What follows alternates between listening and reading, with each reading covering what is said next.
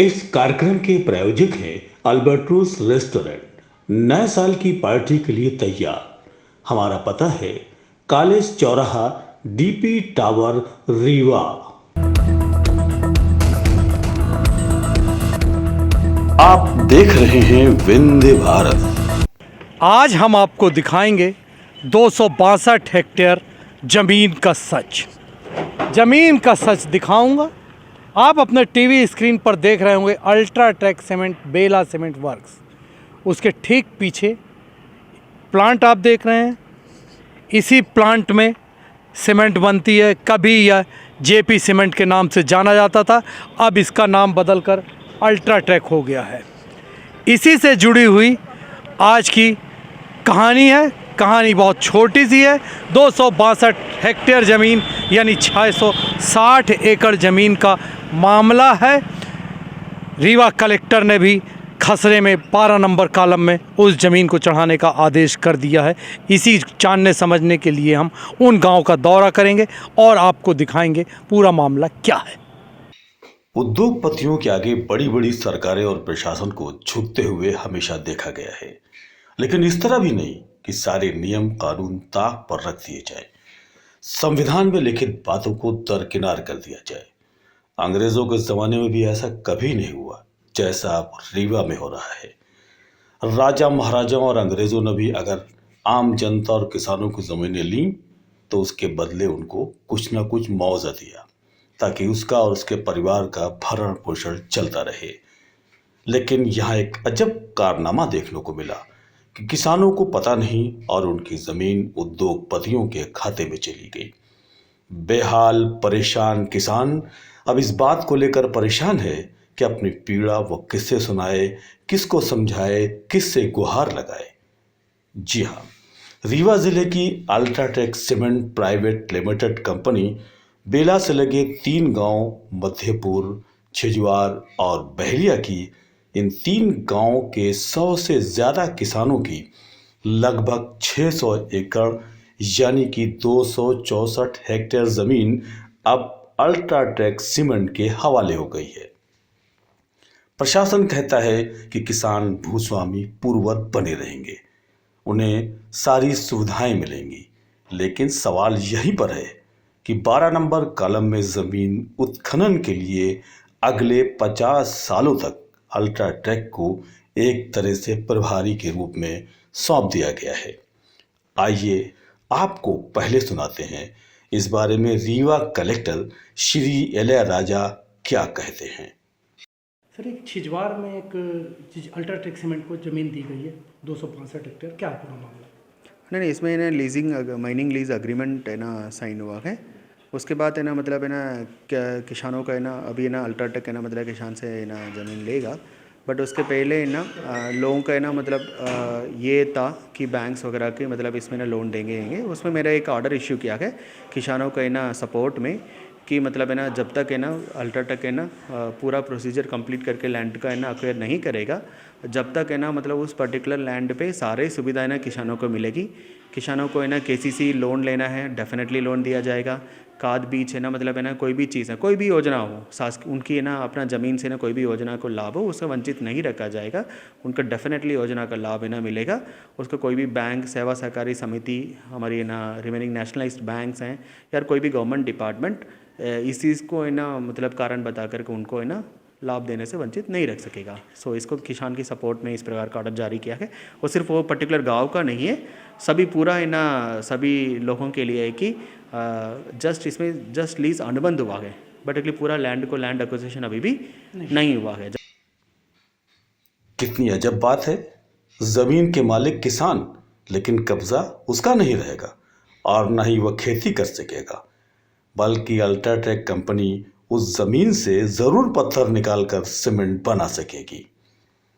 जब हमारी टीम ने उन इलाकों को दौरा किया जहां पहले किसानों से जमीन ली गई थी सीमेंट फैक्ट्रियों के लिए, खदानों के लिए, तो पता चला कि वो जमीन उत्खनन के बाद किसी लायक नहीं रह जाती, क्योंकि जहां पर उत्खनन किया जाता है वहां पर 10 फीट 20 फीट नहीं बल्कि वह खनन 300 फीट से ज़्यादा नीचे गहराई तक किया जाता है।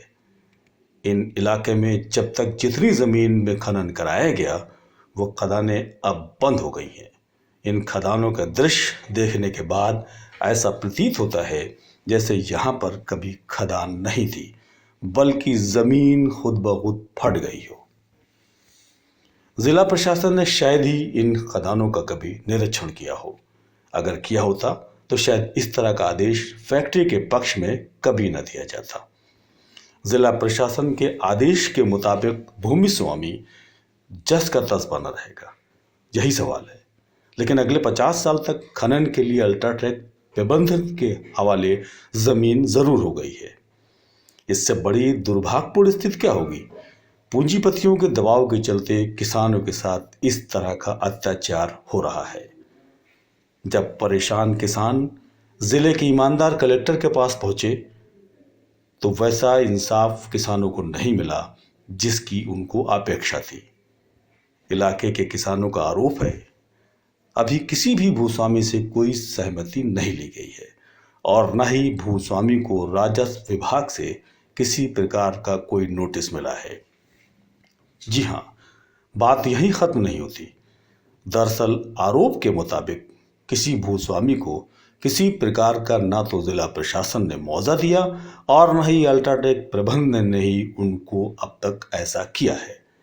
ये बात कई ऐसे सवाल खड़े करती है जिसका जवाब किसानों को नहीं मिल रहा है। अब इससे क्या अनुमान लगाया जाए? जमीन लिए जाने के बाद किसान को क्या मिलेगा? जिन किसानों ने बिजली कनेक्शन ले रखा है उनके कनेक्शन खुद ही काटे जा रहे हैं। मतलब कि उनकी खुद की जमीन से अब उन्हें बेदखल किए जाने की कार्रवाई शुरू की गई है।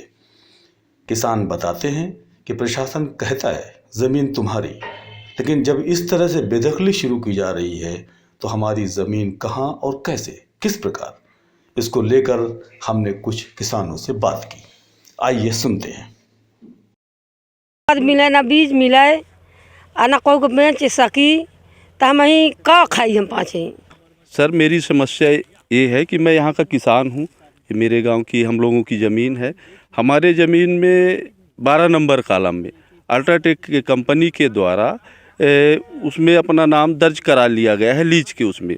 अब हम लोगों को खाद बीज भी नहीं मिलती सोसाइटी से, अन्य बैंकों से कोई भी कर्ज नहीं मिलता है, केसीसी या कृषि उपकरण के लिए जो भी लोन लेते नहीं मिलता है। एक तरह से हम लोगों को रिकॉर्ड में नज़रबंद कर दिया गया है कि हम कोई भी काम न कर पाए बगैर अल्ट्राटेक की सहमत से।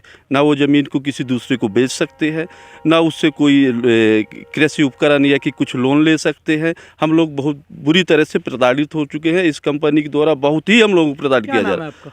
जी मेरा नाम अमर सिंह है, मैं मध्यपुर का हूँ।